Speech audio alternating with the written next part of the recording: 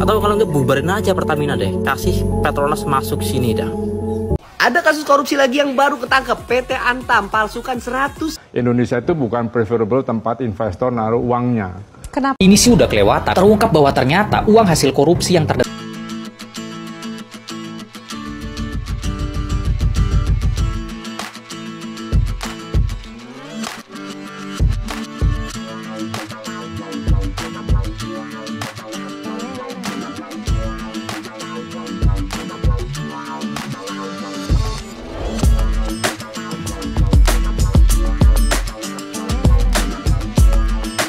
Assalamualaikum warahmatullahi wabarakatuh. Berjumpa kembali dengan Romlia Pratama. Teman-teman sahabatku semuanya, gimana kabar kalian? Mudah-mudahan kalian semuanya baik-baik saja beserta keluarganya di sana. Teman-teman sahabatku, buat kalian yang baru gabung, yang baru nonton video ini, silahkan di subscribe dulu, like, dan di komen guys.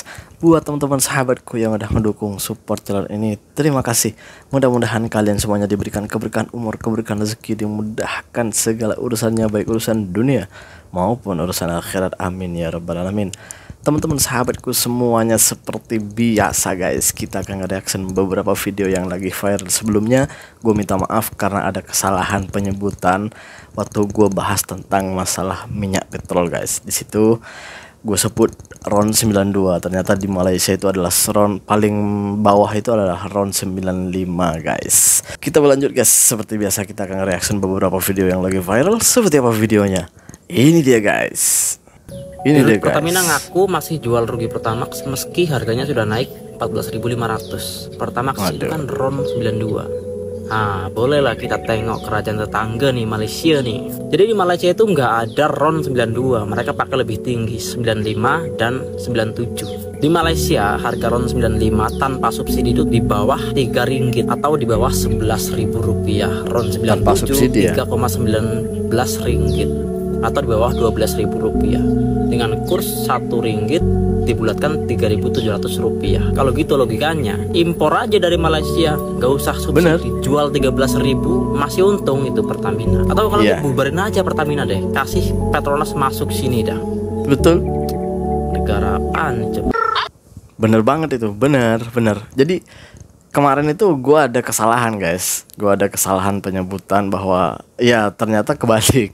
Kalau di Indonesia tuh yang pertama kayak Pertalite itu RON 90 dan Pertamax itu RON 92. Tapi kalau di sini yang ada RON 95, RON 97 kan gitu. Juga ada lagi itu yang warna merah tuh, gue nggak tahu RON karena gue nggak pernah make ya. Nggak pernah nih, nggak sering ke pom gitu, nggak sering ke pam minyak. Jadi gue nggak banyak tahu di pom minyak itu. Tapi yang saya tahu itu ada color kuning dengan hijau. Itu kalau di sini gitu ya. Jadi yang color merah itu yang color kuning itu RON 95 dan RON 9 berapa tadi? 97 ya, 97. Jadi lebih tinggi di sini dan lebih murah lagi. Di sana lebih rendah dan lebih mahal. Coba bayangin.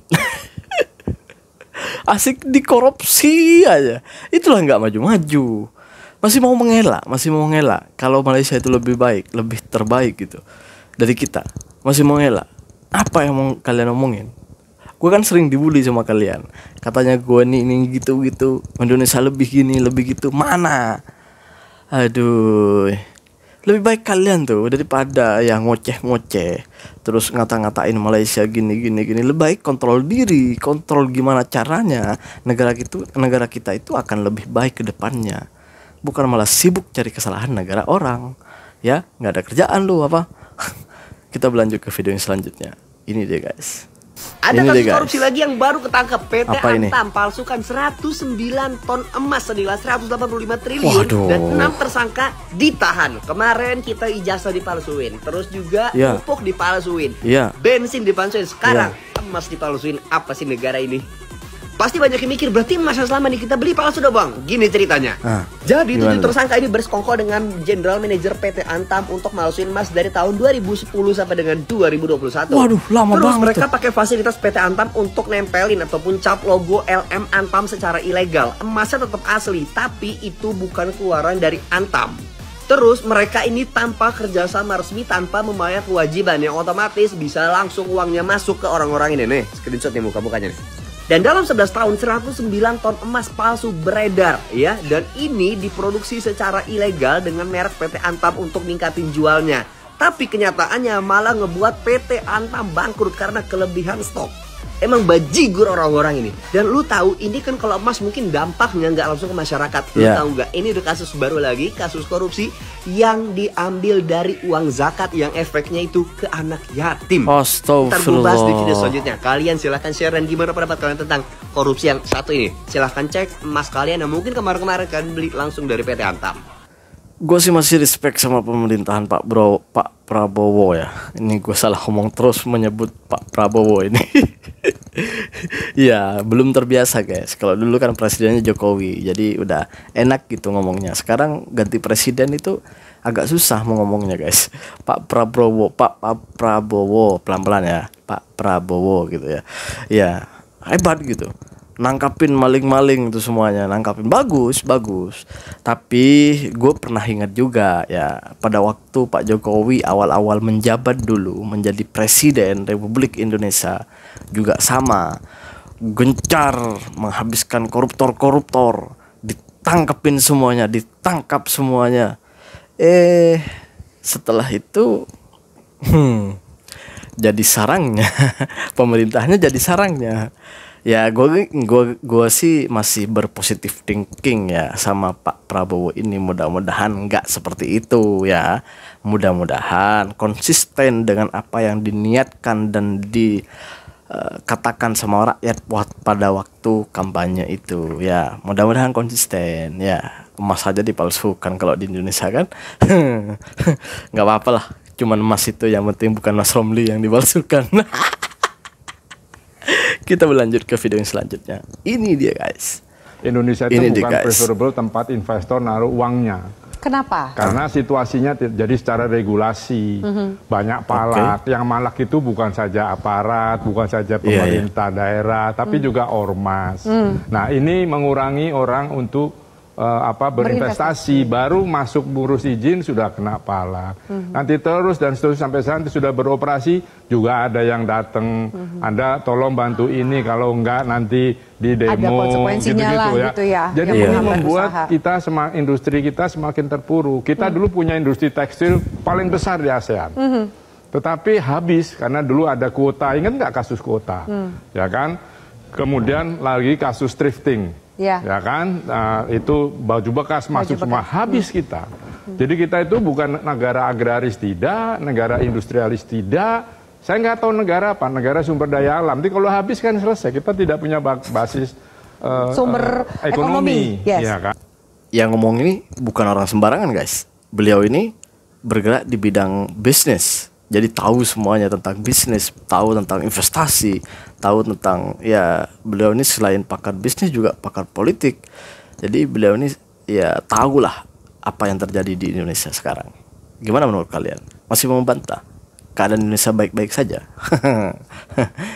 Makanya kalau komentar itu sekalian ya nonton videonya semuanya biar paham dan habis itu baru mikir mau komen apa nih gua ya.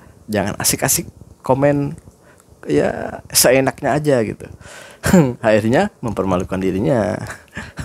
Kita berlanjut ke video selanjutnya guys. Ini dia guys. Ini sih udah kelewatan. Terungkap bahwa ternyata uang hasil korupsi yang terdeteksi oleh KPK di lingkup perpajakan digunakan oleh mantan kepala kantor wilayah Direktorat Jenderal Pajak untuk menggelar fashion show anaknya. Netizen benar-benar sangat geram. Yap, Direktur Penyelidik KPK yaitu Asep Guntur dalam konferensi pers menyatakan bahwa Muhammad Hanif, mantan kepala kantor wilayah Direktorat Jenderal Pajak, menerima gratifikasi dari masyarakat dan pihak lain selama menjabat. Nah, ternyata uang gratifikasi ini yang diterima digunakan untuk mendanai usaha anaknya yang bergerak di bidang fashion. Ini terjadi dalam kurun waktu 2016 sampai 2017. Total dana yang masuk ke rekening anaknya sampai 804 juta rupiah. Dari jumlah uang ini, 387 jutanya berasal dari wajib pajak di kantor wilayah tersebut, sementara 417 juta lainnya dari pihak-pihak lain yang sebenarnya nggak punya keterikatan dengan pajak. Secara keseluruhan, KPK menduga total gratifikasi yang ditemukan pada mantan kepala Direktorat Jenderal Pajak ini dari berbagai sumber mencapai 21,5 miliar.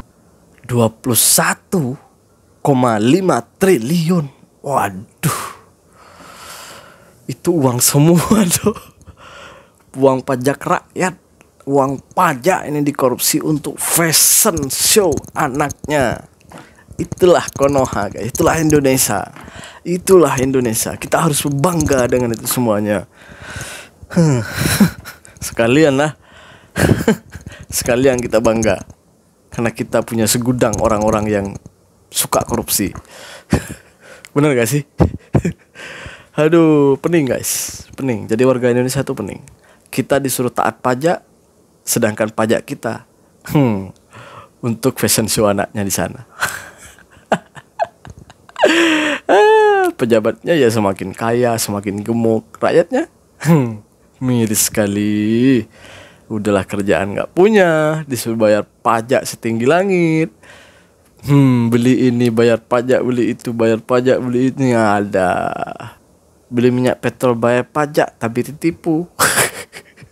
Minyak petrolnya palsu. Aduh, serba-serbi lah di Indonesia ini. Lucu gitu ya. Kita dengarnya tuh lawak, hari-hari denger lawak. Coba bayangin kalian jadi warga negara Indonesia gimana? Masih kurang bersyukur apa Anda jadi orang Malaysia? Kurang bersyukur apa? Bersyukur guys, bersyukur. Coba kalian hidup di Indonesia. Tiap hari tuh denger seperti ini gitu. Aduh, belum lagi tingkat kejahatan-kejahatan lainnya. Tiap hari kita disuguhkan dengan cara-cara kerja politikus-politikus yang ada di Jakarta itu, yang ada di sana. Bukan hanya di Jakarta sih, jadi di semua sektor politik itu semuanya sama lah. Sama semuanya. Kita disuguhkan dengan aduh. Rakyat ini kayak apa ya? Kayak jadi boneka aja gitu. Boneka gimana? Disuruh gini, ikut gini, ya ikut-ikut aja gitu. Apakah iya kita akan membiarkan itu semuanya? Makanya kalau nonton video itu sampai habis ya. Jangan dipotong-potong, habis itu komentar yang enggak gitu ya. Biar paham kalian. Ini yang kita bahas itu negara kita. Kita kasih paham tuh, biar kita paham keadaan negara kita sebenarnya. Biar enggak asik cari kesalahan negara lain. Gitu ya. Sekian, terima kasih buat semuanya. Assalamualaikum warahmatullahi wabarakatuh. Selamat menjalankan ibadah puasa. Jangan lupa guys, sholawat.